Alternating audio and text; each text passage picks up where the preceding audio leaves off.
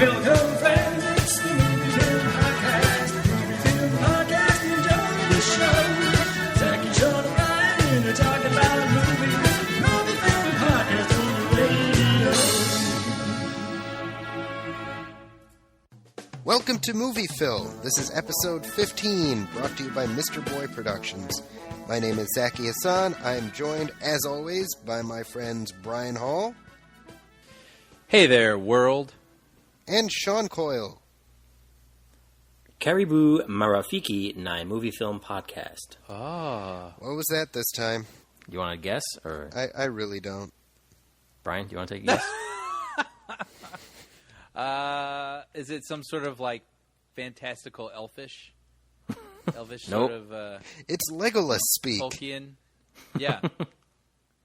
No, it's just plain old Swahili. Oh, plain old Swahili. Yeah. Mr. World Traveler over here. Yeah, you know, Nice. just a little Swahili, you know. Now, what exactly did you say? I actually quoted the theme song. It was Welcome Friends to the Movie Film Podcast. Very, very nice. Yeah, whatever. Whatever. Wow, we got angry Zaki this week. That's right. This is gonna be good. I like this.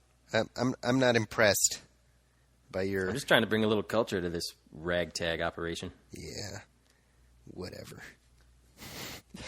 Anyway, how you guys doing? What's new? I really do feel like I haven't talked to you guys in a while. Brian, you've been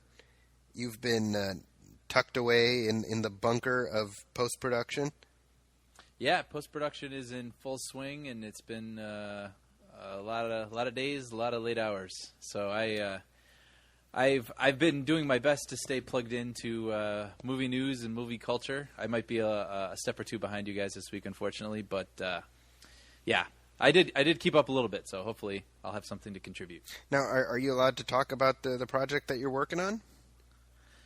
Yeah, I mean, I'm working on this movie called Now You See Me. It's a Louis Leterrier movie, and the trailer's out. You can check it on YouTube, and I think it's a lot of fun. It's really cool seeing it come together. And when is it due out? It's due out. I don't know the exact date. It's like early June, like one of the first weekends in June. Oh, okay. So, Wow, so yeah. coming up. So this really is crunch time for you. yeah, exactly. Yeah, it's sneaking up on us. So, Wow, okay. Sean, what about you? Well, my time on Tron Uprising, everybody's time on Tron Uprising has come to an end. So it's a little bittersweet, because it was a really good show. Oh, Great people to work with. so Pretty great show. So the show is officially ending.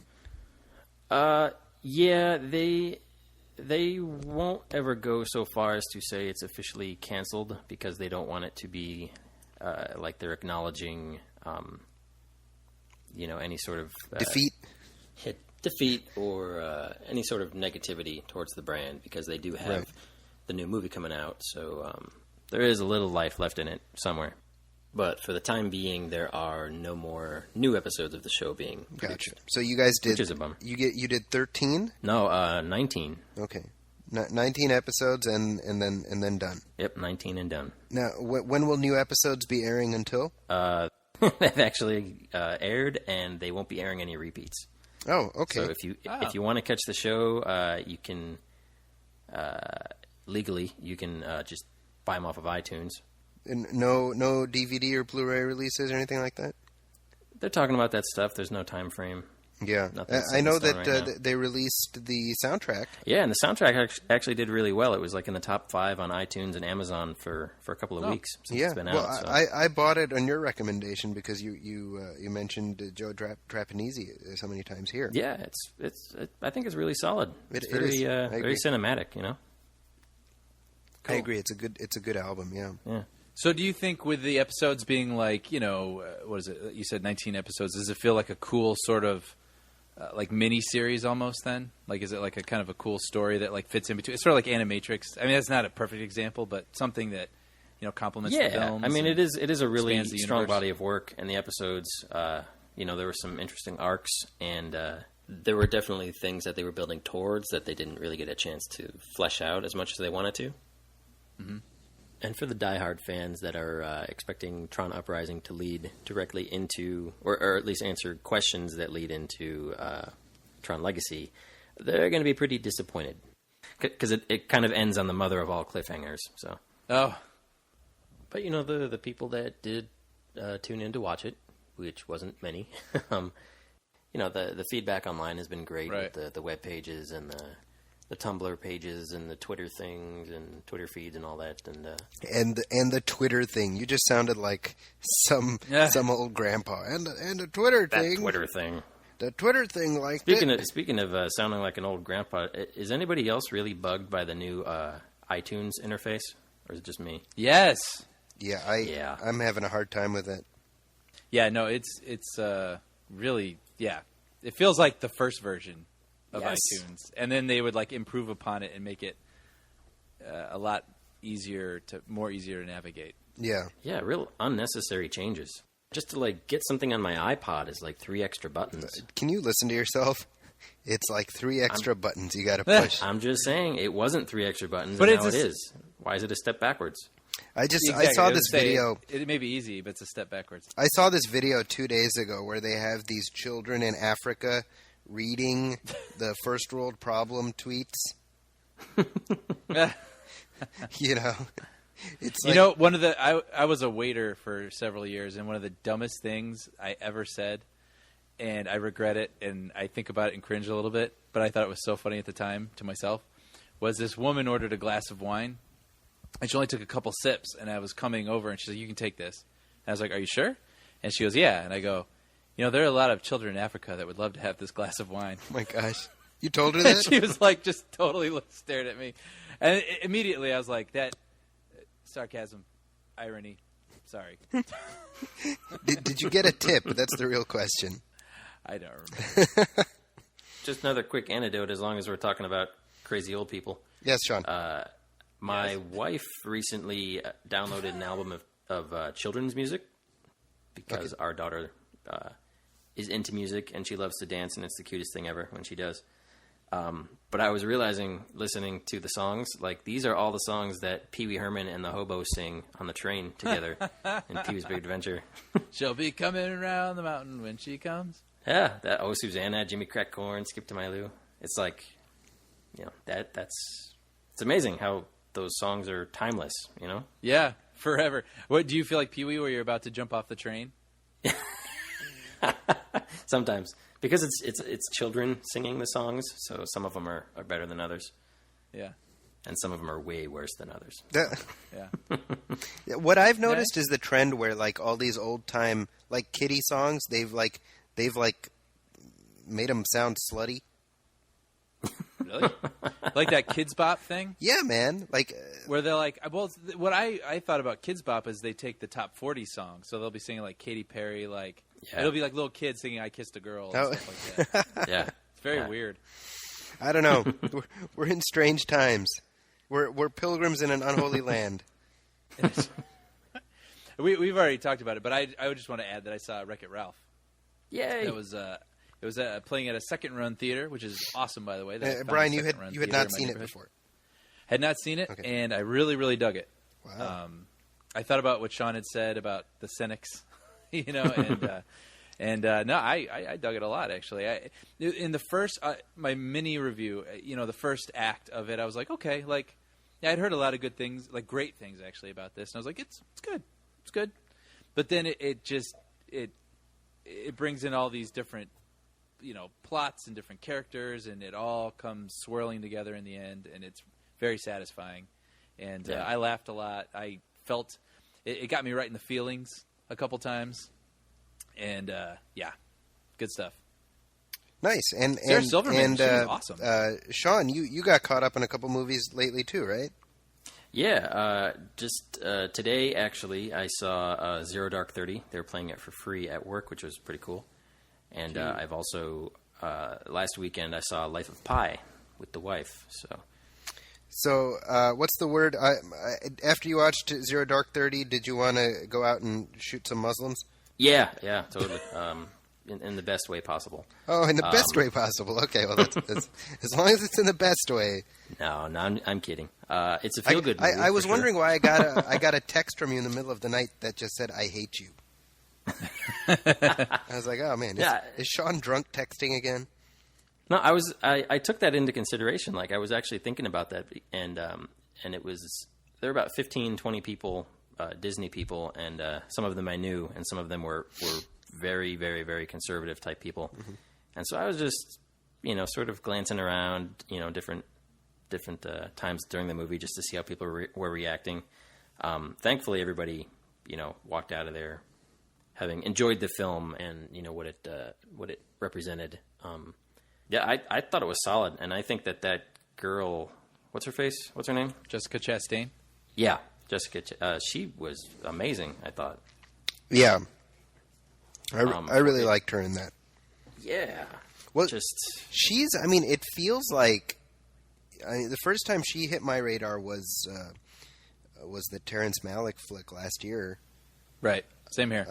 All right. Tree of Life. Tree of Life, and yeah. And then from that to this, basically, I mean, she's kind of really come out of nowhere.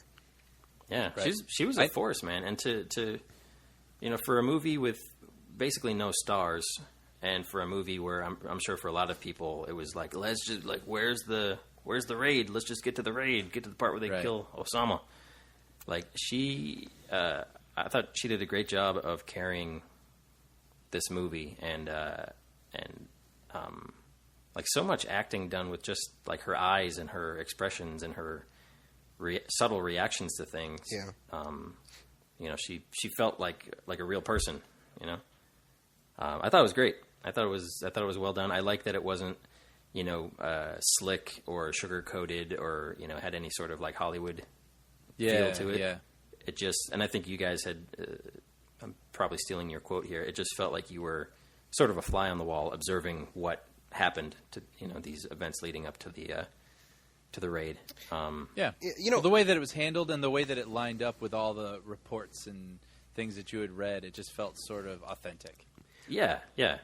One thing I wanted to bring up, which we've talked about this twice now, and I completely forgotten to mention it both times, that I thought was very interesting, was the choice to have one of the higher ups at the CIA be a Muslim. Mm-hmm. Right. Yeah. And they never address it. Yeah. It's just thrown in there. You guys know what I'm talking about. Exactly. Yeah. The word Muslim I don't think is even ever spoken in the movie. I think it's very clever, and I think and for people listening, just to give some context, it's that there's again one of the people in Washington who's basically signing off on all the stuff that's going on overseas. So he's a white American. The first time we're introduced to him, he's doing the prayer in his office, right? And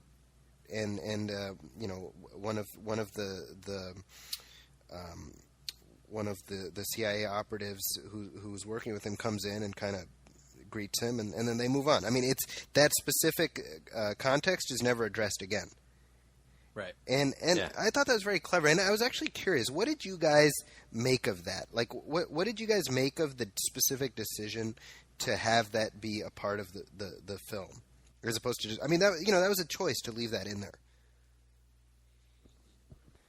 I think it was there to remind us, like those kids, the Twitter feed that you were reading last episode. I want to kill all them damn Muslims. It's like I think we need to be reminded, and it's good to be reminded that it's not the whole race or the whole religion. It's a small percentage of pissed off wackos that go around causing all this trouble. Yeah. And we shouldn't judge all Muslims or label all Muslims as terrorists or killers or whatever based on the actions of, a select few wackos. And there are millions and millions and millions of good ones in this world. I'm talking to one of them right now. Hey, how's it going? Looking at you through my webcam, Zachy. Oh, I thought you were talking to Brian. I see you. Brian's parents are listening to this like, what? So, Sean, you also saw moving Life back of to Pi? Chicago. Yeah, Life of Pi I thought was beautiful and again, echoing something Brian said, or I think, Brian, you said that you were sort of surprised at how, or it was unexpected how spiritual the movie was. Brian? It was. I don't remember lost if that Brian. was something I said, but like it was indeed. It is. It's a very spiritual and at times philosophical movie, and it is really something that sticks with you for a while and sort of challenges you to think. I like when a movie or a story challenges me to think about my own decisions in life and my own feelings and motivations and sort of like just taking stock in your life and examining the things that are important to you and also the ones that force you to think like what would I do in that situation, like how would I have handled myself if I was stuck on a raft with a tiger or just lost at sea in China. Yeah, I was about to say that's a very specific hypothetical. Very specific.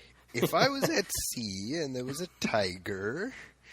But I thought that this movie was just a beautiful, poignant, and just interesting work of art, and definitely one of my top movies of last year. I thought the performances were really good by Yes. both young Pai and adult Pai, Irfan Khan and Suraj Sharma. I guess that was like his first film. I thought he was amazing. He was like, Yeah. you look at Castaway and Tom Hanks holds court the whole movie, and it's Tom Hanks. Of course he can do that. You know what I mean? Yeah. But like to have this newcomer do that and be captivating and really, tug at your heartstrings and And feel little- his highs and lows. It was really good. Little Pai too. The young Pai. Yeah. Yeah. Young Pai, was also that's really great. Ang Lee's next movie, actually. What I thought was weird though is that we walked in a little late during the. Yeah, I'm ignoring you. We walked in during the opening credits, and we sit in our seats, and the first thing I see is and Gerard Depardieu. I'm like, oh, Right. interesting, he's in this, and the role that he plays in this movie for like 6 seconds, you're just like, what? Yeah. Does it involve him urinating on anyone? Almost. Okay. Because, that's like the thing he's known for now, because he, like, peed on an airplane. You're just like, why? Right. Why is he even in this movie?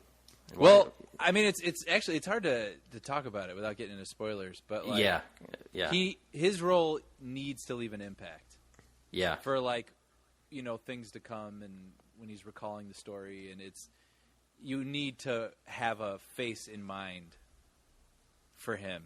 You know what I mean? True. And I think That's a good point. Yeah. so for having, you got to have someone that like you will remember him, even though he's only in it for like 6 seconds at the end. And I think that's. I wish it was Joey Pants. Yeah, take your food. Move along. That doesn't sound anything like it. Okay. But Zachy, I recommend it to you, Zachy. I think that you would really enjoy Yeah, it. I think you did. Yeah, It was good. I thought it was good. I'm planning on seeing it. I was actually hoping to catch it during the press releases, or the press screenings, but I just Yeah. I missed I think the wife screening. would really enjoy it too. So if you guys ever have time for a date night or something like that, Well, it'd be a good one to check out. I have a screening of Good Day to Die Hard this coming Tuesday that I'm trying to get her to come see with me. And you got to realize when you have 3 kids, it's like a logistical nightmare. Oh yeah. Yeah, 'Cause, sure. you don't even want to ask anybody to watch them. I barely want to watch them, and they're mine. Anyway, moving on. Other new releases. Speaking of press screenings, I got to catch a Bullet to the Head a few weeks ago. That's the Bullet new. to the Head. That's the new Sylvester Bullet to the Stallone Head. movie. What's that, Brian? Yeah. Sounds like a video game. Well, like it should be a video it's game. actually based on a graphic novel, apparently. Oh, So we talked last time about how Arnold Schwarzenegger came back to the back to action movies, big comeback, The Last Stand. Nobody watched it, and Sylvester Stallone, I'm sure, when The Last Stand bombed, was like, "Hey, I'm going to show you. I'm going to come out in a few weeks. I'm going to kick your ass." And nobody watched his movie either. So, what is the takeaway from this? Are action movies dead? No. go. I don't think so. I think Bullet to the Head. Well, Stallone has The Expendables, which is kind of a special case because it has every action star ever in it. So there's like this weird novelty to it, which I think gets everyone to turn out. But I don't remember seeing one trailer for Bullet to the Head. Mm-hmm. I am only aware of it because of the websites that I read.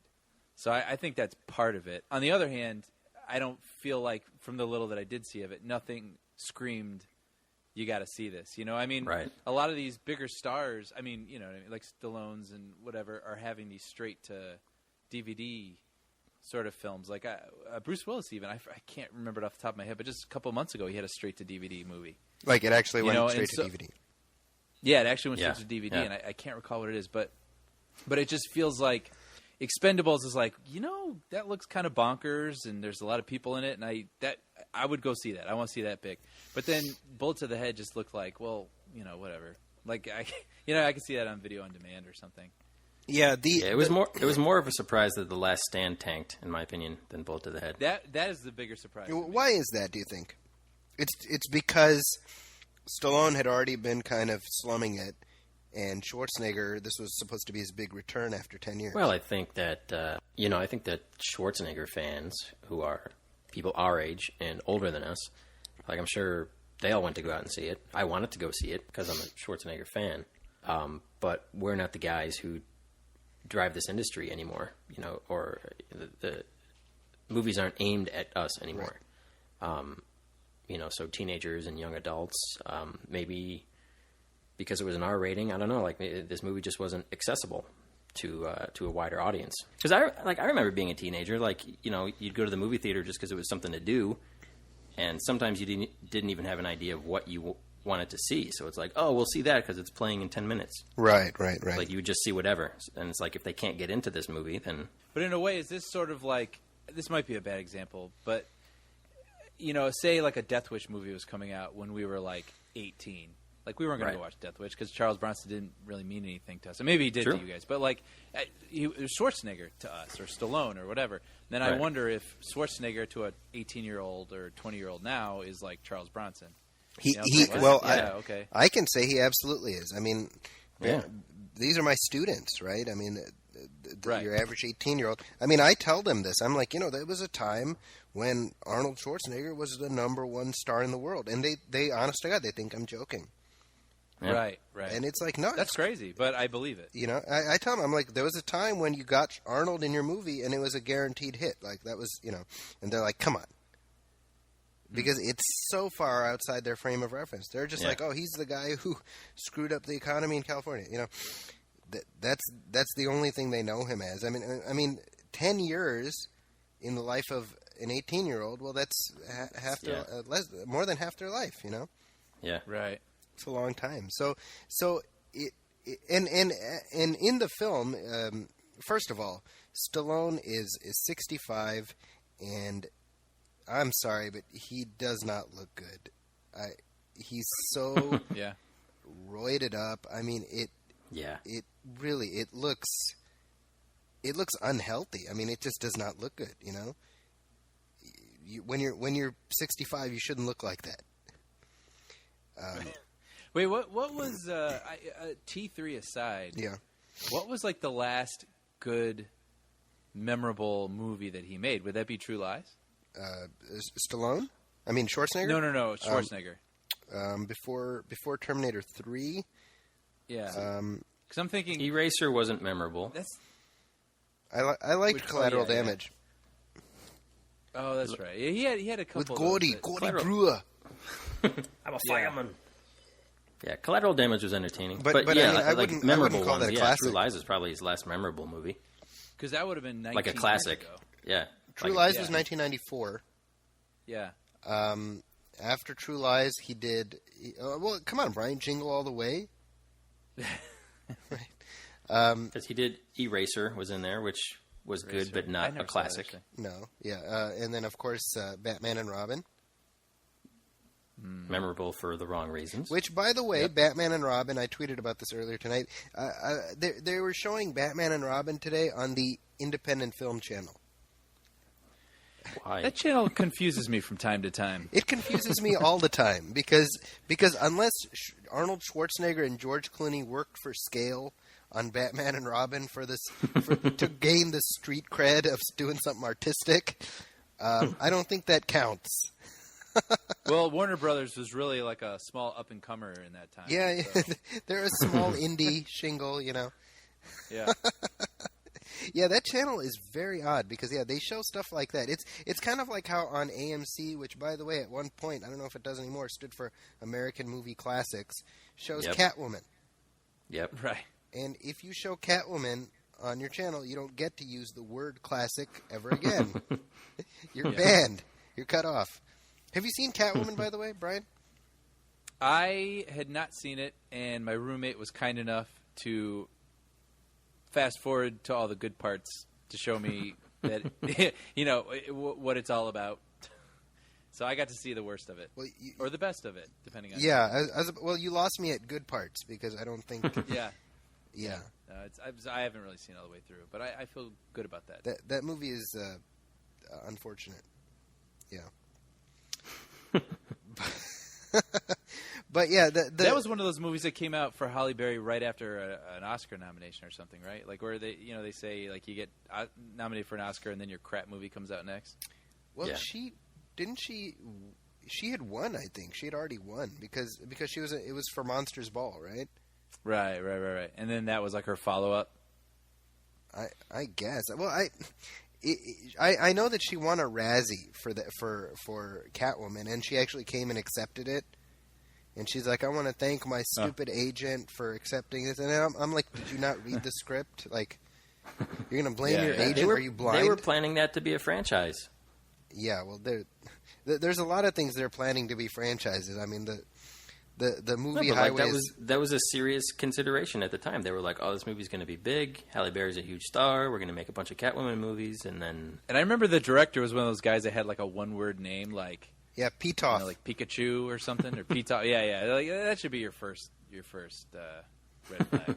Yeah, Pitoff. He was also the production designer of Sean's second least favorite Alien movie, Alien Resurrection. there you go. Yeah. Anyway, speaking of comic book movies, actually, we talked a few episodes ago about The Dark Knight Returns, not The Dark Knight Rises, but The Dark Knight Returns, which is the DC Universe animated movie. And part 2 of that just came out a few weeks ago. And if you guys haven't seen these, seriously, you got to watch them. Just awesome, really. As far Oh no, as I I'm saw the concerned. first one. You saw the first one? Yeah. Oh, okay. Brian, did you catch it? Yeah, I got a DVD of it that like pooped out. You know when it like freezes and you can't go forward. So Okay. I actually never got to finish it. Oh, okay. Oh. So how far did you get? Oh, like 30 minutes in or Yeah. something like that. I Yeah, really haven't. Seen I think that taken together, so in other words, part 1 and part 2 together, about 2.5 hours, is, as far as I'm concerned, one of the best Batman flicks I've ever seen. I should just go out and buy them. You should. Yeah. You know, it's affordable. You know, pretty decent voice cast. You know, we mentioned last time Peter Weller is the voice of Batman, and he has his hits and his misses, but I think overall he's pretty good. They got Mark Valley, who was who played the Human Target on the Fox TV series. He's the voice of Superman. Very underappreciated show. I remember that. You really dug that. I checked it out because you guys. And Yeah, it was yeah. fun. Well, that's the textbook example of network tomfoolery, because the first season was solid, and then the network was like, "How can we retool it?" You know, and then Yeah. next thing you know, Cyborganizer is running a modeling agency, and it was just all messed up. Remember that Simpsons? Yeah. Daddy, why don't you love me? Anyway, there's a Simpsons reference that like 10 people are going to get. I remember they did that with Boomtown too. They did Yeah. the exact same thing. Boomtown, yeah. For those of you who have never seen or heard of Boomtown, which I would assume is most of you, it's this great one season show, and it only lasted one season. Even if it actually went to a second season, we'll pretend it only lasted one season. And it was just very, very well done. It was created by Graham Yost, who wrote Band of Brothers, and did he write The Pacific? I think he did that too. I'm not sure, Yeah, I think so. but just fantastic show, and it's dirt cheap. So if you can find it on DVD, look it up. It's excellent. Yeah, just buy it. Just buy it. Oh, so the Godzilla movie that we talked about a few weeks ago, it's actually moving along. And Brian, I thought this might interest you. Bryan Cranston is one of the people who's going to be starring in it, apparently. I just assume, if they're making Godzilla, I assume this is a remake of the Roland Emmerich, right? So he'll probably will he play the Matthew Broderick part? Will he play the Jean Reno part? He's going to John be Reno? Godzilla, I believe. Will he? Oh, Yes, I see. yes, he's. Yeah, it's not a remake. I mean, they're like, oh, it's a reimagining or whatever the hell they're saying. That's a movie I'm sure they would like to forget exists. That story will never be redone. Well, to me it takes brass ones to come back so soon after and say, oh yeah, we want to give this another go. Not that soon. I don't know. I mean, Spider-Man came back like 2 days after. The Sam Raimi ones. Like this been one, like it's 15 does years or anyone even something? remember? Well, the that difference with Spider-Man is that, they made another one because the last one was a success. With Godzilla, the last one tanked. one? Right. I And- see. Yeah, but yeah, Sean, it is. As of now, it's 15, so it'll be 16 years by the time the next one comes out, which is crazy. Yeah, Do I like didn't monster realize. movies do well? Do monster movies do well? Yeah. I mean, the only one I could think of off the top of my head right now is like Cloverfield. Which Like- did well. In recent memory, but there was a lot of. I mean, that was like when J.J. Abrams was like super hot from Lost. So it was like, oh, this mysterious monster thing from the guy from Lost. Like, and they were so good at teasing out, all the details of it. You had no clue what the monster looked like. There's a lot of mystery to Yeah. it, Right. and like Godzilla's just like. I mean, I gotta admit, there's not a lot that entices me about it. But no, they got Frank Darabont writing the script too. So Oh, really? Oh, I hadn't heard that. Wow. Oh, the guy behind The Mist? well, now you guys did Worthless not like piece The of crap Mist. movie. A lot of people love The Mist. Yeah, that's a polarizing movie. I almost want to revisit it. Sean and I saw it together, and we're not behind it very much. But I'm not thinking I'll all of a sudden fall in love with it, but I'm sort of curious to revisit it and just. It's a piece of shit. Well, No, but say it's- why? I mean, what didn't you like about it? Well, I think it was probably. I mean, being based on a book, I think it's a movie about escalation.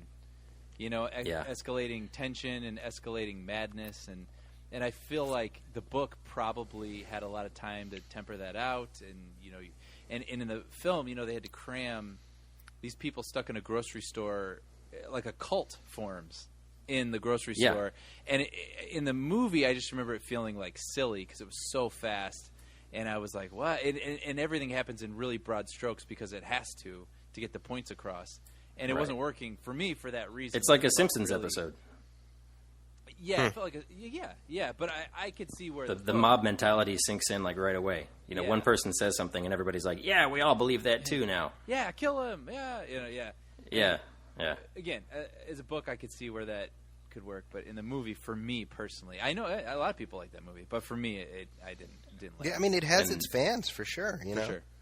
And the Marcia Gay Harden performance alone, like if there's YouTube clips of just her performance in that movie, it's so ridiculous. Now it has a big twist ending. Did you find the twist ending effective? The twist ending would have been awesome in an awesome movie, but by that point, like it's just like you don't care. You're just like, oh well, you're an idiot, and that's what happened to you. But you did. But you think the ending did work? Would have worked with. Would have worked. It would have been more effective with had the movie been a lot better. Anyway, But let's talk about something upbeat. oh, I know so- they're remaking so- How the Grinch Stole Christmas. Again. Yes. So this is going to be a CG animated one. Yes. So Yeah. that is probably better, right? I mean, I didn't like the Jim Carrey one at all. No, It was not my I thought favorite. it was just I don't know. I thought it was very very angry. I don't know. That's the word I would use for that movie. Yeah. It'll be interesting because, I mean, that movie had to expand so much from the book to fill, feature length. And I can't imagine that this CG movie is going to be a remake of the live action one. It's probably going to be another reinterpretation, but they're going to have to stretch it out again. Yeah. The Jim Carrey Grinch, I saw it on the airplane. I saw it flying to California. Actually, I was still living in Chicago at the time. And yeah, I thought I was like, oh man, this sucks. And then on the way back, this was like a bad movie trip in general because on the way back, they showed Pay It Forward. that's another classic. Yeah, that's a movie that I actually, speaking of my classes, that's a movie that I use as an example of in my class when I talk about like overusing emotion to like Yeah. bludgeon people. Because by the end of the movie, now I'm going to spoil the crap out of this one because it deserves to be spoiled. But by the end of the movie, when Haley Joel Osment, baby Jesus, basically has invented the concept of like helping people and them helping other people because no one ever thought of that before him. Pay it forward. Be good to each other. Right? Be nice, yeah. Be nice to each other. By the time he dies, you're just like, good. I feel like cartoons rarely ever translate well to live action. You know what I mean? Like cartoons have their own sort of physics and, whiplash sort of movements and comedy and whatever, and it just does not work. And it's strained, What, no love for Robin Williams as Popeye? Or John Goodman as Fred Flintstone? Wow, yeah, there haven't been any successful ones. Underdog, Rocky and Bullwinkle. Yeah. Well, Flintstones did well from what I remember. It's not a good movie, but it did well. The first Chipmunks was good, although that's not really. It was they at least better were than animated. it probably could have been. It was cute. It was charming. It was a cute I movie. haven't seen the sequels, but yeah. Yeah, but they can move.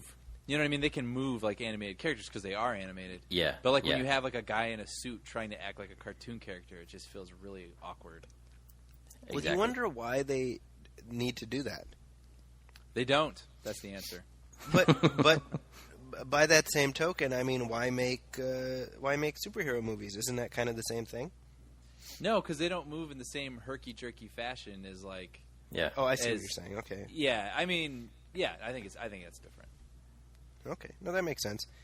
Talking of superheroes, news out of Warner Brothers that they've apparently we've been sort of tracking the development of the Justice League flick for a little while now, and they were talking about 2015 being the release date.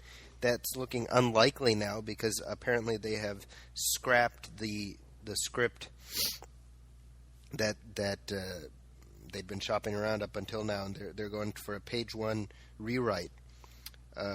What do you make of this, Brian? Well, I don't know. I mean, the story that I had read about this, I don't have it in front of me, but it was Mark Millar, right?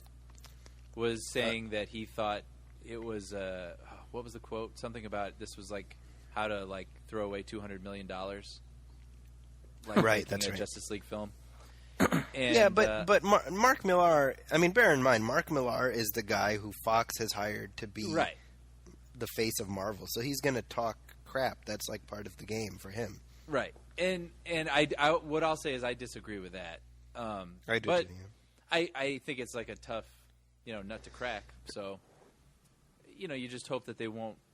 Like in the case of like Green Lantern, where at some point they must have known it was in a bad place, and they're just like, well, let's just continue cutting. Like when you like give yourself a haircut or cut a bonsai tree and you snip too far and you got to keep going or you're just making it worse. Like, and they just put it out anyway. You know what I mean? But like, all right, in the script phase, they realize it's not working, throw it out. That's not a bad thing. You know what I mean? Like, what movie? Every movie has 20 drafts or more of a script, so that's great. That's great that they recognize that. Keep going, go for the best possible thing. If it's not 2015. We'll wait till 2016. That's fine. Just make a good one because they have a lot riding on it. Yeah, right. It's and what I had read is that they're actually now waiting to see how Man of Steel does this summer before determining whether to even move ahead. Because if the Superman reboot tanks, which I don't think it will, but hypothetically, if it tanks, then that puts the whole DC movie plan into jeopardy. Yeah. Well, what do you think? Because he also said that the logistics of those characters, he said, don't work as well cinematically. Where you got Aquaman who can't even speak underwater. Like he said, like in panels, you can have him talk or think or whatever, but you can't.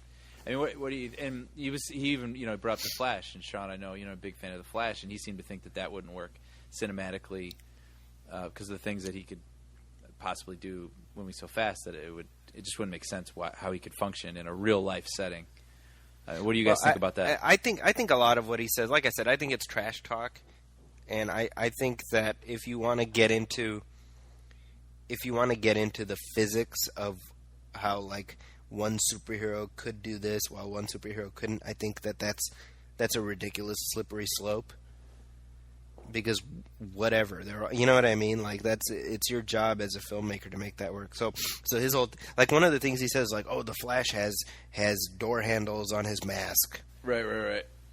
and it's like that's not even a critique. That's just being snarky. You know what I mean? Right. Like right. To me, this whole thing hinges on suspension of disbelief. So if you can't suspend your disbelief far enough to say, well, that's what the guy's costume looks like, then you know what? Go do something else. And the truth is, Mark Millar has toiled in the DC universe. He's written stuff in the DC universe. So I know that this is like wrestling talk, you know? Right. You know, I Let mean, me tell you something, brother. yeah, exactly, you know?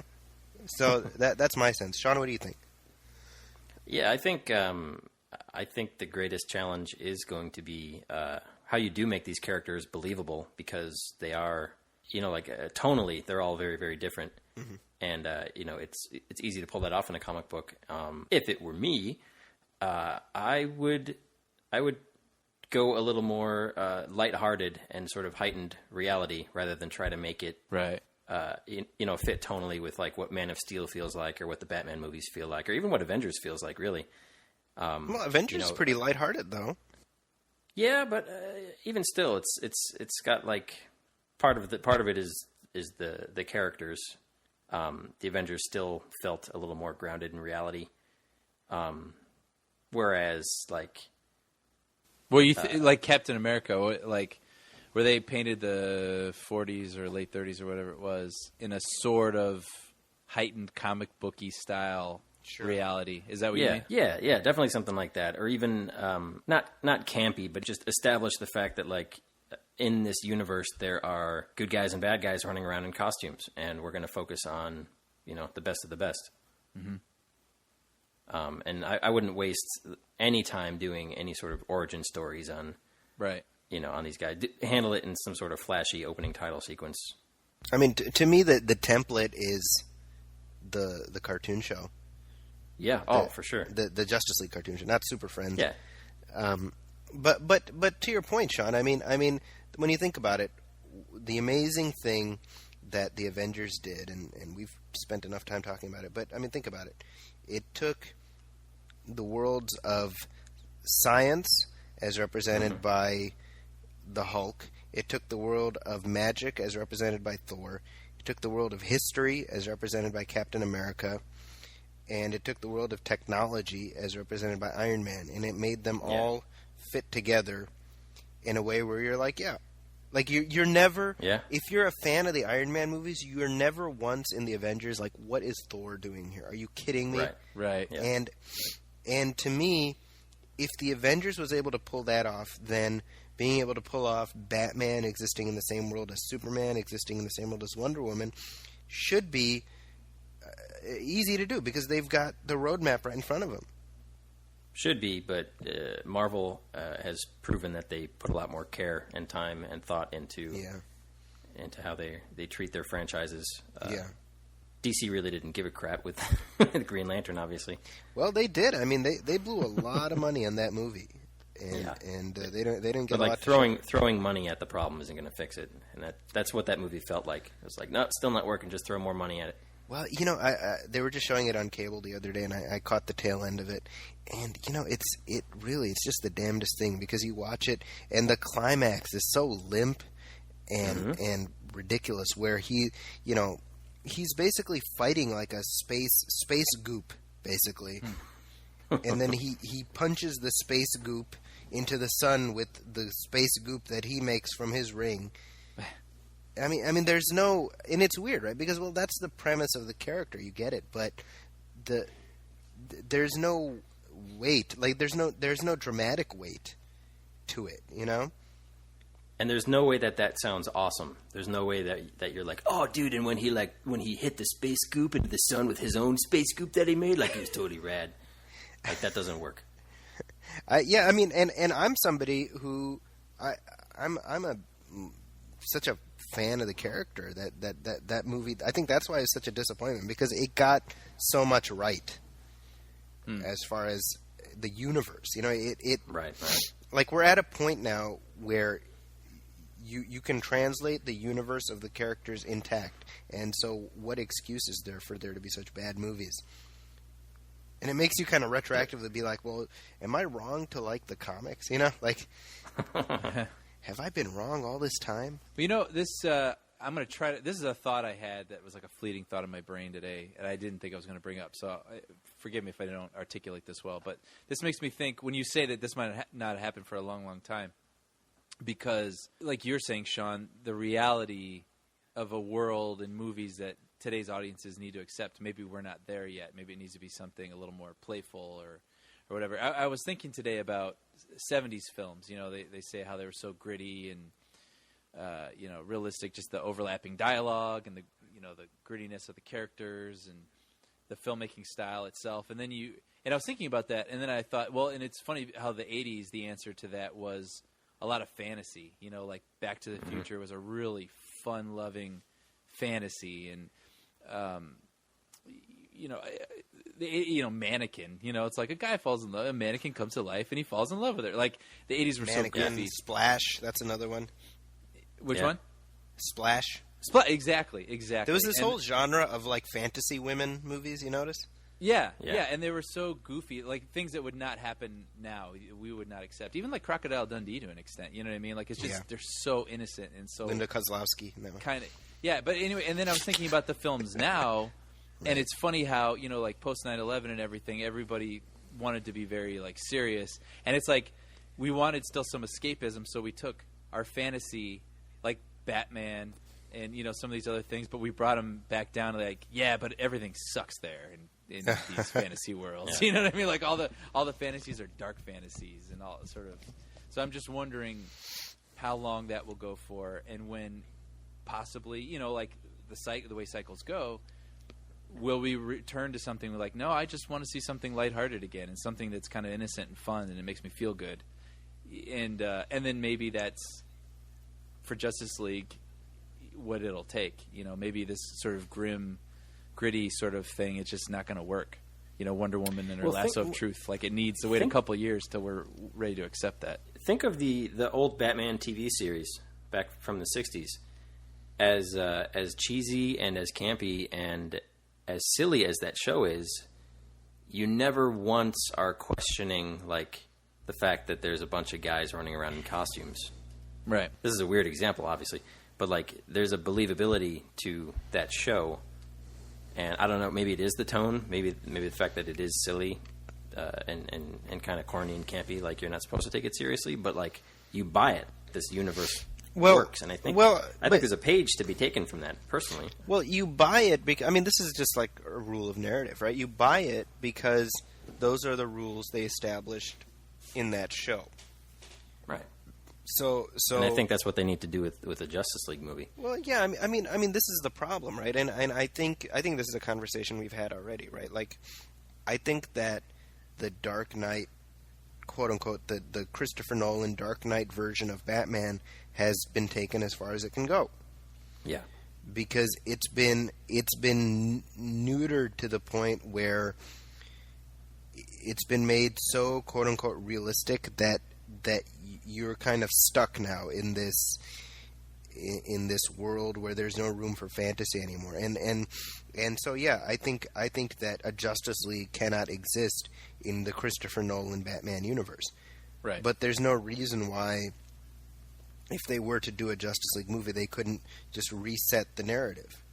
Right. It's kind of like, I'll give an example, and this is kind of an obscure example, but like back in the 70s and 80s, there was the Incredible Hulk TV show. Mm-hmm. Which was, it was developed by Kenneth Johnson, and that show was very quote-unquote realistic in terms of how it dealt with this guy, Bill Bixby becoming the Hulk, obviously. And the show was very successful. It was on CBS. And so Stan Lee goes to Kenneth Johnson, and there was an episode where I guess the Incredible Hulk fights a bear. And Stan Lee tells Kenneth Johnson, can it be like a robot bear?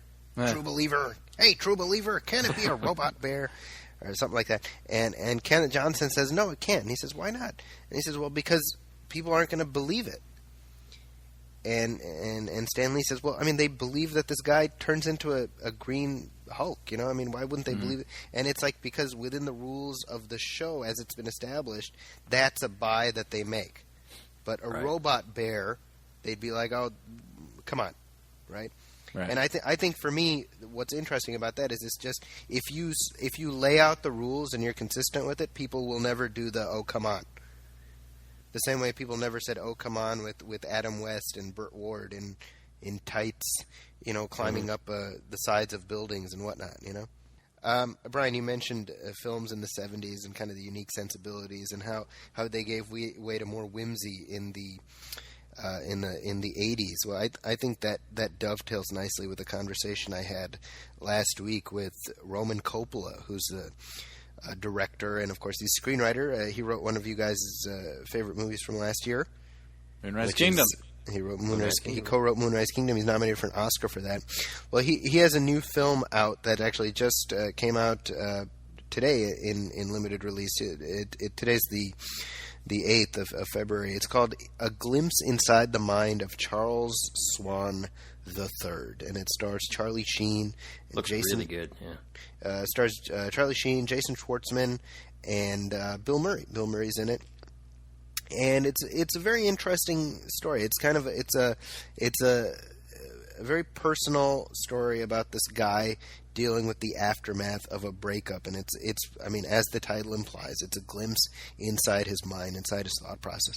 So I talked to Roman Coppola, who by the way is the son of Francis Coppola, one of my all-time favorite directors, and we talked a little bit about his process making this movie, and also some stuff about Moonrise Kingdom. First of all, I just wanted to say thanks so much for coming on our show. I really appreciate you taking the time to talk to us. It's my pleasure. Thanks for inviting me, and I'm happy to have a chance to talk about the film. Well, I just watched it last night, so it's very fresh in my mind. And I was struck by how personal it is. It feels like a small movie, and I don't mean that in a pejorative sense. I mean it feels very intimate. Yeah. And I was wondering if you could walk us through the origins. I was reading some of the press notes, and you mentioned how it was you'd been working on the script for a few years. Where did this story come from? Well, basically, after I made CQ, I was sort of ready for that next thing to hit me of what it was, the story I wanted to tell. And I knew I wanted to tell a story. In CQ, I had a very introspective character who's kind of lived inside his head and was not very outgoing. And I thought, you know, I'm going to do something now that's the total opposite. I'm going to do something with a very outgoing character that's filled with pizzazz and someone who's just, you know, kind of over the top and sort of wild. And that was sort of just a place I was kind of ready to explore. And then I fused that. I had an experience in my life where I got dumped by a girlfriend, and that was, you know, very interesting experience. And that kind of suggested the little kernel of the idea. And I realized that the state of mind I was in when I went through this breakup was very fractured, and you're kind of recalling that person, and you still want them back, but then you realize you hate them, and then you talk to your friends about it, and they give you advice, and then they get tired of hearing all the stories, and, you know, you're kind of in this chaotic state of mind. And I thought, wow, that would be an interesting way to, you know, to have a movie experience that kind of replicated that state of mind that you're in when you go through a breakup. And all the people I talked to had so many of the same types of experiences of, you know, this love and this hate and confusion and fantasy, etc. So that was a long-winded way of telling you how the idea came to me. And then it took a group of years to kind of piece it together. And I knew I wanted a movie that was very free to just have any adventure that it saw fit to have. And I wanted a movie that I could have a Western scene, or have Jason wearing a, you know, Carmen Miranda outfit, or whatever it was. I just wanted to be really as free and wild. And, you know, it took a bunch of time to kind of piece it all together so that the audience, you know, would kind of be able to go along for this ride with me. And was this something you always intended to direct? Definitely. So we're talking 12 years, I believe, almost from CQ to this, or 11 years. Yeah. What was it about this story that made you say this is going to be the one? This is my follow up. You know, it's so mysterious how these things work. You sort of just get something stuck in your head, and you know, I guess there was a sense of fun that the movie represented to me, and to be shooting out, in the Wild West situation with cowboys and Indians, and to see, my actors embodying these roles. You know, you kind of get this daydream. Fantasy life is very much part of making a movie, and I guess part of me was just to see a 1941 Cadillac Fastback with fried eggs and bacon painted on it. Like, wow, wouldn't that be fun to see that and bring that to life and show people? So it's very mysterious, but there's just something that I connected to and related to, and I thought other people might relate to, and I really value distinctive movies. Movies that feel that they came from a person, that was really something that they conceived and they made, and as a reflection of who they are. And so this film aspires to be, of that type. Something that when people see it, they say, "Wow!" And it pleases me very much, because I showed it to some friends, and they say, "Wow, this movie is so you." And I feel that's a wonderful compliment. And if everyone, if the more movies of that type, those are the ones I want to see. Now, how early in the process did you realize that Charlie Sheen had to be Charles Swan? It was rather late. I actually wrote the script without writing it. I didn't write it for him. It did occur to me as I was wrapping up the script. I happened to be in touch with him because Charlie and I knew each other as kids, and as I was just wrapping up the writing, we happened to speak. Some mutual friend put us on the phone together, and Charlie said, "Hey, one of these days we have to make a movie." And I realized the thing that had been on my mind could be so soon for him, and that became a little bit of a goal. Like, wow, if I could finish this, if I could show it to Charlie, and that could be great. And it felt like it gave me a purpose and a sense of like there was a real chance that it could happen. And sure enough, it did. So I didn't write it for him, but very happy that he came on to play the role. So I'm very proud of his performance. Now, you've obviously, there's been a lot of buzz because of Moonrise Kingdom, and that's a big favorite with our listeners. And what my co-host Brian Hall actually asked me to pose to you about Moonrise. Where did that idea germinate, and how is that process like when you collaborate with Wes Anderson? Well, it's a very distinctive process in that, Wes, of course, is the director of the films that we've collaborated on. I've worked on Darjeeling Limited and, of course, Moonrise Kingdom, and so we're two writers in service of Wes as the director, and so there is always that sense of him being the sort of final authority, and if we're making a choice between something we says, I think it should be this way, then mission accomplished. He's the director, and he's kind of defining that. So, on one hand, it's kind of comforting and satisfying when you have someone who you're working with who has that leadership. At the same time, working on my own separate work, it can be a little disruptive. Not, you don't know, geez, this is right, this is wrong, and caused a lot of extra effort and stuff. But when you do complete the work, it's very gratifying because it really comes so much from your own wellspring of creativity, whatever. How do you keep getting interviews with cool people like this? Well, this is the advantage of having a show like we do, right?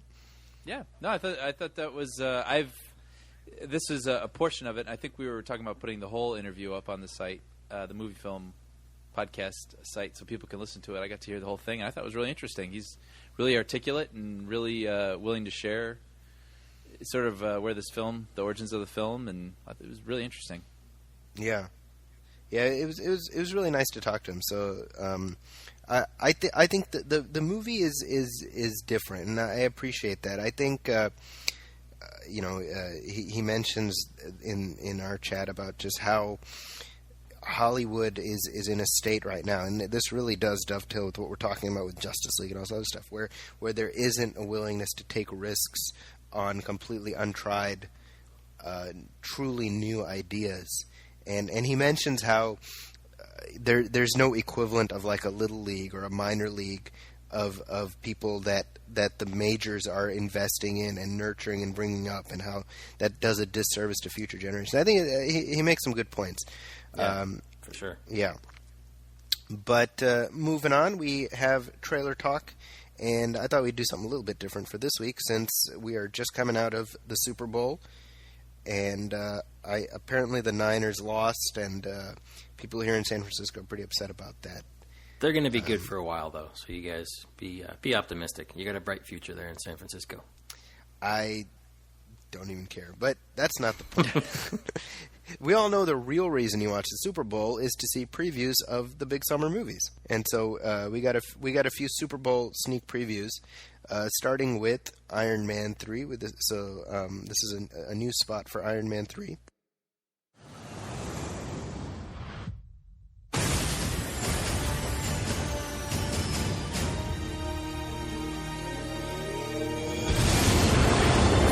How many in the air, Jarvis? 13, sir. How many can I carry? 4. Oh, boy.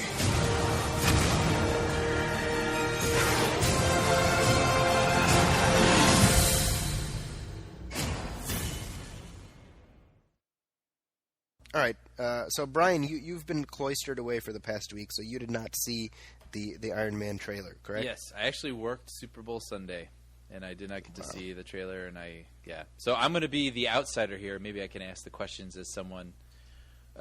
We saw that awesome theatrical trailer. Did this one show us anything new? It did, Yes. actually, yeah. Yes. Does it still look like Iron Man 2 aside? I felt like what I've seen, this feels sort of like the Empire Strikes Back of Iron Man, where it looks like a lot of things are taken away and a lot of darkness is introduced and a lot for him to go up against. Well, there's a sequence that's really sort of the centerpiece of the trailer where Iron Man, this like hole has been ripped open in this plane, and all these people are sucked out. So there's like 15 people free falling in the sky, and so Iron Man he's out there and he's asking Jarvis, how many people, and Jarvis is like, 13, sir, and he's like, how many can I carry? And he's like, 4, sir. So it's like this really cool action sequence that they're setting up for you, where he's got to figure out how he's going to save all these people before they all hit the ground. That sounds good. Yeah, I mean, really the well effects look well amazing. staged. Yeah. And I don't know if you guys saw the new poster that they put out. Yes, I did see that. Yeah. It's terrific. Just to describe it for people, it's a shot of Iron Man in free fall with his armor sort of falling to pieces, and that's it. Mm-hmm. And I saw that poster. I was like, we don't see posters like that. Yeah. It's a poster that's telling a story, because we tend to get the glamour shot posters. And that was my immediate impression. I was like, yeah, we don't see stuff like this. It was a nice shot. Mm-hmm. But Zachy, did you see the extended look version of this trailer? I did. I did. You want to explain it? Yeah, it's basically the original spot was probably 30 seconds. Yeah. And so they put out like the extended look, which is a minute, and you're like, oh man, a minute extended look, and it's basically now an extended look. Iron Man 3, and then Robert Downey Jr. walks out and he just stares at the camera for 30 seconds. No, seriously? Yeah. Yeah. It's an extended look. That's really funny. Yeah, exactly. Yeah. And he says something like, that's more of like an extended stare or something like that. But yeah. Well, was that on Yahoo or something? Yeah, you can find it. I mean, just go, go to YouTube or whatever. Yeah, that's really funny. Yeah, or go to my blog, Zachy'sCorner.com. I have it posted there. Yeah. Plug. Other Super Bowl spots, a new Star Trek Into Darkness trailer was put out. Mm-hmm. Did you guys get a chance to see that one? No. Yeah, no. Same question, I guess. So we still don't know who Benedict Cumberbatch is playing, though, right? Isn't that? Well, did you hear the supposedly Entertainment Weekly spoiled it? Did you guys read about that? He is not going to be Khan. They apparently, the way they labeled the graphic for the internet said Kirk and Khan. But apparently that was just a screw up on their part. Anything new and exciting in this one that we haven't seen? Well, it's showing us more just carnage. I mean, it's definitely upping the stakes. Right. Like I said, I feel like the question of who Cumberbatch is playing is a feint. You know, it's kind of a dodge. They're trying to get everybody to think of Khan. I'm pretty confident it's not Khan. It wouldn't make a lot of sense if it were Khan. Right. But who cares? It looks epic. It looks good. epic, and you know, to the point that Paul made last week, it made me excited for Star Wars. Right? Yeah. And then lastly, we have Fast and Furious 6. Last week, a team of highly coordinated drivers took down a military convoy. I need your help, Dom. You got the best crew in the world standing right in front of you. We need full pardons all the way around. Take it or leave it. Breathe with me. We talking vehicular warfare. This is not what we do. Guys, they got a tank. Damn. I can reach out and break you whenever I want. That's dangerous talk. We've graduated to a whole new level.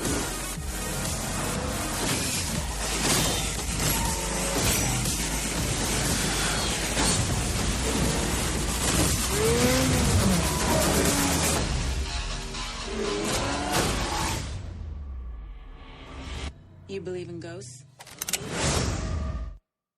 You know, I have It not looks fun. seen. I have not seen a Fast and Furious movie since the first one. Yeah. Which is cool. I like the first one. Yeah, I mean, I liked it enough. I didn't like it enough to bother with the sequels. Yeah, So right. it's funny to me that here we are, 13 years later or 12 years later, and this is like considered a legit franchise now. You know what I mean? Yeah. It's been Yeah. grandfathered in. It's a legacy. What is this? You said it's 6, right? Yeah, Yeah. 6. Yeah. Vin Diesel looks like an even sadder cartoon turtle in this movie, in this version. At one point, I was like, "Is that Vin Diesel or Maggie Gyllenhaal?" Oh no, I'm just kidding. They're not the same person. Vin Diesel bolted the series after the first one because he's like, I'm too big for these movies. Yeah. I'm going to go start my Triple X franchise. Whoops. Right? I mean, Chronicles of Riddick. Whoops, whoops. Yeah. Although Double apparently whoops. now he's doing another Riddick and another Triple X. I read. Sure he is. No, he's not. Never happened. Well, apparently they're filming Riddick like right now, so that actually is happening. My word of advice to the studio making that: stop. Well, the one thing I'll say, I mean, he figured out finally that his value kind of rests on these Fast and Furious movies. Yeah. Yeah. I like part 5. I liked the last one. Yeah, and he's good in that role. He plays that part well. He's good as that character. Yeah. So, okay, now bear in mind, I haven't seen the other ones. What I've heard about the fifth one is that it shifts the series in a new direction. Yeah, the fifth one was basically Ocean's 11 with fast cars and bad acting. So, what was it before? Well, they were like well, about racing, and like this was like Yeah. now they have like missions, and they just like happen to drive a lot during these missions. It's kind of like, it's the superhero paradigm, but instead of powers, they drive cars. Yeah. Okay, And so, then they you know. introduced The Rock as this like sort of like badass So, as the Yeah, Rock. guy, yeah. boulder who like chases them. Yeah. So now they have like an adversary. So it seems like Justin Lin is like the guy in charge of these movies now, basically, right? Because he's been doing them since number 3, I think. Yeah, yeah, and his action, like there's always sort of the one epic action sequence, and they get more elaborate and more crazy, and the guy knows what he's doing. Yeah, the train so. sequence in the 5 was really good. So Yeah, the third one is not connected at all to the other ones? No, I I don't think. I believe. I mean, don't I think so. like Vin Diesel shows up in like the last 10 minutes or something. Oh, like, he does. to connect it. And there's a character who was in 5 who dies in 3. So Who it's dies like in- these are like a little. I guess these are sort of prequels. Wait, Okay. so 3 is set after 5? Yes. Oh, okay. Well, that's kind of interesting. Because they really, by the time 3 came out, they really didn't know what they were doing with the franchise, so they were just taking the name Oh, and I see. doing another cool car movie. And I then see, all of I a see. sudden, With a new that's a hero huge and hit, and then everything, Vin yeah. Diesel's like, I want to come back. So Yeah.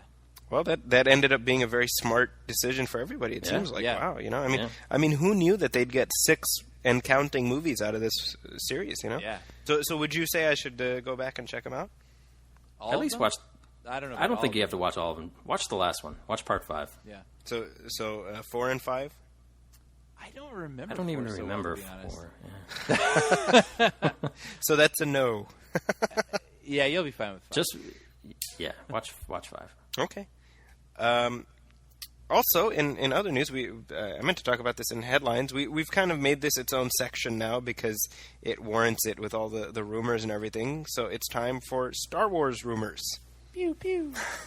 And Brian, this I'm assuming you've emerged from your cloistered shell long enough to pay attention to. I do my best. I'm very, interested in this. So Brian, fill me in. What's the latest? Well, Zachy, this week in Star Wars news. No, they were talking about how, they said they're going to continue the episodes. So there's going to be 7, 8, 9, but they're also looking to expand the film universe a bit. And so this week it came out that it looks like they're going to do movies that focus on characters, specific characters. And the first one they mentioned was a movie about Yoda. Which sounds like a friggin' horrifying idea. Can I just say that? Yeah. Yes. Well, it just seems like he is the mentor. You know what I mean? And he dishes advice, and he doesn't seem like a compelling lead for 2 hours, unless it's like him in high school and getting picked on and then developing his powers. And Well, this is what my suggestion was, that it should be. It would be like a version of Revenge of the Sith, where, how Revenge of the Sith, it's leading up to what has to happen, which is Anakin Skywalker turns into Darth Vader. Well, the Yoda movie would be about young Yoda. He's young, he's confident, he speaks well, but it's leading up to that tragic head injury that scrambles his vocabulary for the rest of his life. Well, and so the whole movie's just leading up to that, My thing was, I want to see the Lethal Weapon version of this, where you have Yoda, who's this stodgy, sort of like wizened, mentor figure, and he's paired with a young punk Jedi, and they have to go on they're like this mismatched buddy comedy action film, and somewhere in there Yoda can be like, too old for the shit I am getting. I want to see the Yoda and Mace Windu buddy Jedi movie. Oh yeah, that's it. There it is. There it Sold. Done. I want to buy my ticket now. But Yoda is not the only solo character that they're pitching. So they're talking about the young Han Solo adventures or something like that. Yeah. Which now, what do you guys think about that? Because I don't think that's a bad idea, actually. I don't. The more I've read about it, and people, that's another thing too that's been interesting about this, is like there's a ton of fake posters that are springing up all over the place that people are making, and I have to say about 8 or 9 out of 10 I've seen are pretty cool. You know what I mean? Yeah. It just goes to show that there's a lot more you can do in this universe that could be really cool. So anyway, with young Han Solo, obviously this goes without saying, there's a good version of that movie and there's a bad version of that movie. But but having said that, there's a good version of that movie. I think, seeing him, I think I read in some comment section, someone was like, yeah, a good version would be him ditching Imperial, duty. Like maybe he had to enlist and he ditches it and becomes a smuggler and meets, he saves Chewbacca from some ordeal, and that's how they become lifelong buddies. And I was like, man, I want to watch that. That sounds cool. Yeah. So it has to involve Chewbacca and Lando. yeah, exactly. How does he meet Lando? I read somewhere else, I feel bad I can't credit these people, but someone said, show what the Kessel Run is. And, maybe he didn't make it. Maybe he's been lying about this whole time. I was like, that's funny, It's funny because earlier this week on my blog, I posted an article by a guy named Ross Douthat, I think. who sounds like a character from the Star Wars universe. The bounty hunter Ross Douthat. But he was kind of critical of J.J. Abrams being selected, and he was taking the side that maybe it should have been Affleck, which is neither here nor there. But he made an interesting point, which I wanted to quote to you guys because I thought what he said was kind of depressing or whatever. He says, thanks to Lucas, half of the official Star Wars story is unsalvageable dreck. But it's canonical dreck, which means it can't simply be shunted into an alternative timeline in the style of Abrams' Star Trek or drop down the memory hole the way, say, Joel Schumacher's Batman movies were. Instead, the prequels have to be somehow formally accepted as part of the Star Wars story and artistically repudiated at the same time. I was just thinking about this because the reason I thought of that quote is because, we're talking about the young Han Solo, and I'm remembering how one of the ideas that Lucas had was it would be fun to show this little boy living on Kashyyyk, which is like the Wookiee planet, in Revenge of the Sith. And he would have been like little Han Solo. Yeah. And this was like an idea that reached pretty far along. Yeah. And I just remember hearing that and being like, God, I hate George Lucas so much. The fact that got so far and it's like there was nobody around to be like, maybe you shouldn't do that. And I was thinking like, well, it's a good thing that didn't happen because these ideas sound better. Then you'd be locked into that. Yeah, I actually had thought about that, about all the kind of crummier things that the prequels have locked down. I think you can ignore the prequels completely. I mean, but how so? No, if it's a Han Solo movie, it takes place between 3 and 4, basically. Yeah. Well, right. And I think that you can lay a lot of pipe that things that happen in like Empire and Return of the Jedi will pay off even more because you'll be invested more in this backstory of what Han Solo, like he probably ran into Boba Fett. Maybe that was his arch nemesis back in the day or something. And I think even with episodes 7, 8, and 9, like you don't have to Anakin's story is over. You don't have to acknowledge the prequels at all anymore. I see what you're saying. Yeah. Well, and another Solo film I thought I had read about is Boba Fett, and they were saying that would take place between episodes 4 and 5, which I thought was pretty interesting because that's the timeline. So that would be annoying little Boba Fett. Dad, the Jedi is trying to get us, Dad. Yeah, well, but I mean, like I said, like that's the timeline I sort of care about, and those are the events that I'm invested in. So that would be kind of cool to revisit those from another angle. On the other hand, I was like, yeah, what? All right, fine. We're gonna do this. It's kind of crummy to lose a little bit of mystery to this character, but it's gonna happen. So okay, fine, let's make a great story out of it. But then I forgot that he's a clone kid. But what? Yeah, we've already lost the mystery. Yeah. The mystery's gone. That's kind of a bummer. Well, here's my thing. I have never, ever understood the weird mystique about Boba Fett other than the fact that he looks super cool. Right. I mean, there is not a character there. He's just a cool-looking costume, I agree. I think he should be in a Han Solo movie and not in a standalone movie. Yeah. No, I think that'd be good. I think the Boba Fett mystique is a lot like the Darth Maul mystique. Yeah. Right. I mean, it's the same thing, because they've actually, in the Clone Wars, on the cartoon show, they've brought back Darth Maul. Right.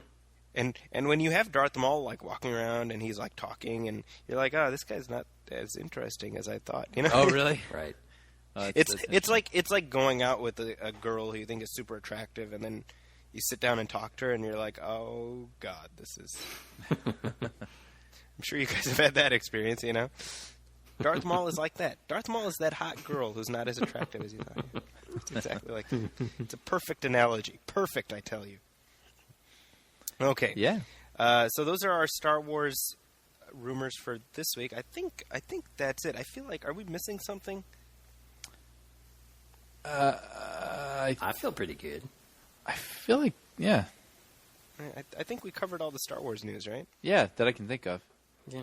All right. Well, everything's just a rumor at this point. Yeah. I mean, it's a lot of little tidbits that'll seep out every now and then, but it only just reaffirms everything that we've already heard. Like Lawrence Kasdan, talking Yeah. about like, I think this is a great idea, and that's a story. That's a story. That's a story. Yeah.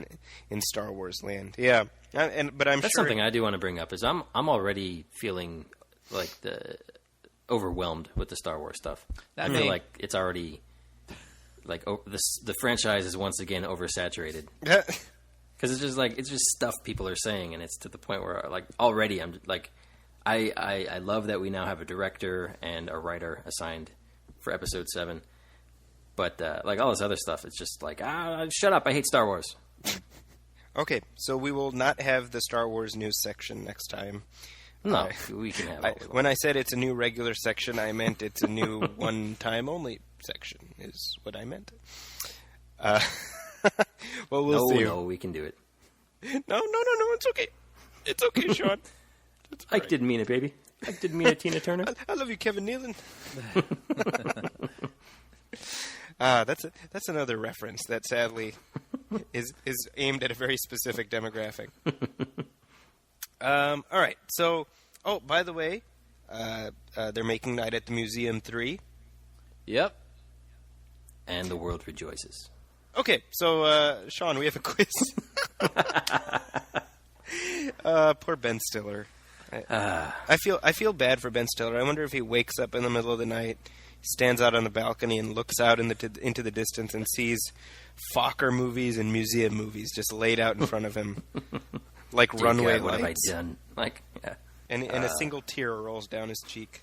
A tear made of money. Yeah, good point. Yes, and then he goes back and lies down next to Christine Taylor and goes back to bed. So, and he's like, "Oh yeah, right? Oh yeah, let's play." Okay, so today is February 8th. Next week is Valentine's Day. So, given that, Sean, you were going to pick our brains about romantic comedies. Yes. This week's movie film trivia game is rom-com themed. All and right. if anybody has been to the Movie Film Podcast site, there's now a movie film trivia leaderboard. I don't know if you guys have had a quite chance impressive. to check it out. Yes, it's very good looking. I actually haven't. I will check it out Okay. right now. Oh yeah, it's very good. Zachy has just now seen the leaderboard. Oh, okay. Wow. And notice that he's in last place. Yeah. Yeah, he doesn't look too happy about it either. That makes me sad. I look like Popeye in that picture. I also don't think you've been trying as hard as you could be, Zachy. But Yeah, that's what my parents have told me all my life. So, rom-com movie trivia time. I don't have any idea what the avatars should be, so I'm just going to throw out their fast food restaurant. Hardee's. Del Taco. Del Taco and Hardee's. Okay. Here we go. You guys ready? Ready to play? Yep. Let's do this. Got your game faces on? I do. I do. Cool. All right. Question number 1. Before there was Ashton and Cameron, there was Tom and Meg. Tom Hanks and Meg Ryan have appeared in 3 films together.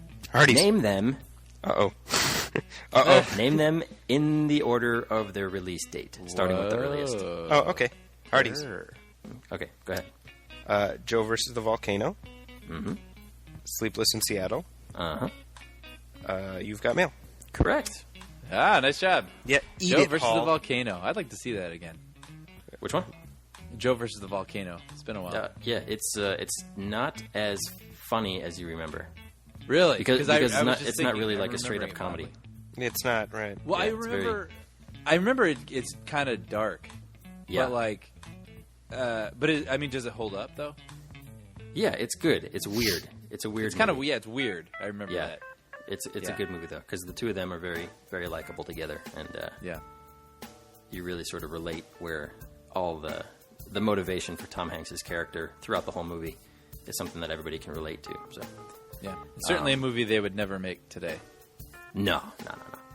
Yeah. But all right, good job, Zach. No, there's one question number 2. According to IMDb and Box Office Mojo, this film is the highest grossing romantic comedy of all time. Del Taco. Might as well Yeah, go go out ahead. there. This probably is not going to make sense, actually. I was going to say When Harry Met Sally. No. I have no idea. I'll give you guys the top 5. Well, the other 4 in the top 5. Number 2 is What Women Want. Number 3 is Hitch. Number 4 is Pretty Woman. And number 5 is Something About Mary. And I will give you this clue. Number 1 does not have any stars in it. No big name stars. But a big name star did produce it. What? A big name star who we just mentioned in question number 1. Tom Hanks. Yeah, Tom Hanks produced it.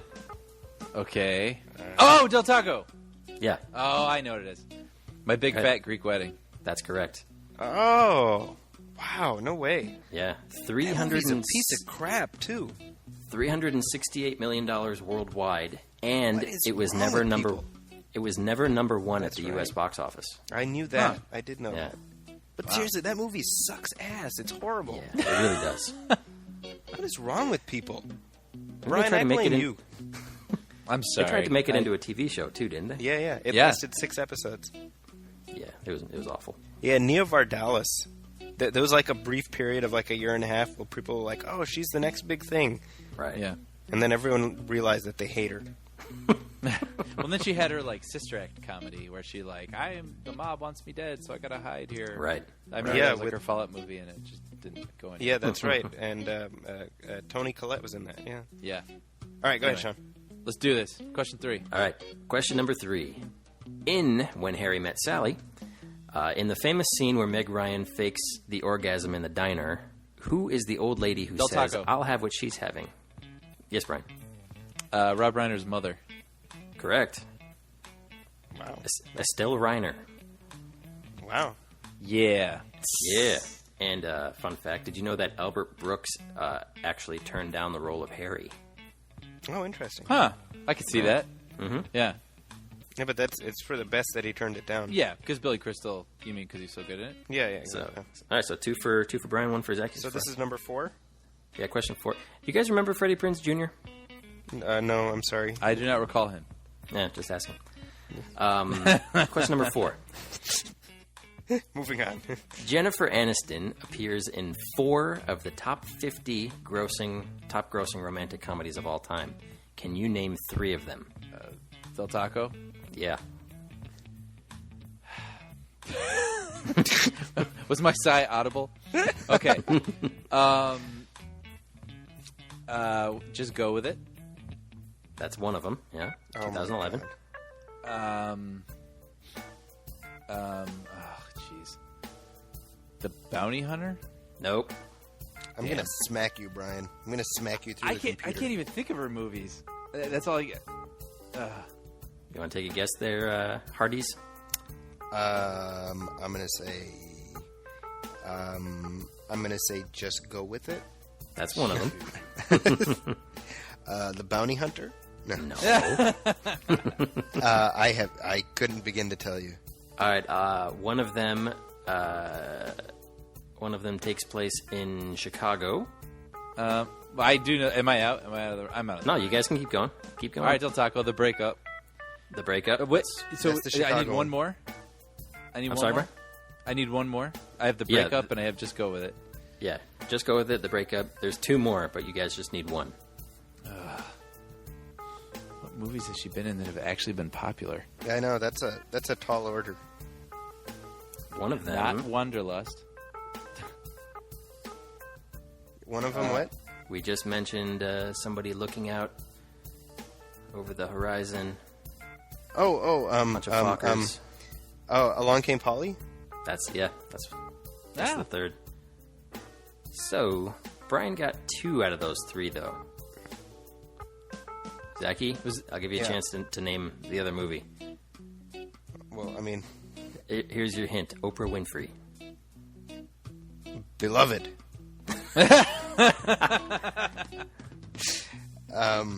Oh wait, that was Danny Glover. Sorry. Oprah Winfrey. What the hell?